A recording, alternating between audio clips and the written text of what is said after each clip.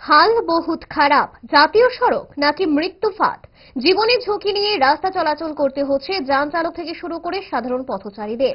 রাজ্যের লাইফলাইন হিসেবে পরিচিত ৮ নম্বর আসাম আগরতলা জাতীয় সড়কের পেচারথলের নবীনছড়া কুমারঘাটের কাচারিছড়া ও সিদংছড়া এলাকা, রাস্তার একাধিক অংশ এখন কার্যত মরণ ফাঁদে পরিণত হয়েছে। নবীনছড়ার কাছাকাছি জাতীয় সড়কে বেশ কয়েকটি জায়গায় বিশাল গর্ত, কোথাও রাস্তার একাংশ ধসে পড়েছে।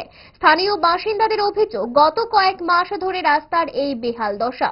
বারবার প্রশাসনের দৃষ্টি আকর্ষণ করা হলেও সংস্কারের কোনো উদ্যোগ নেই।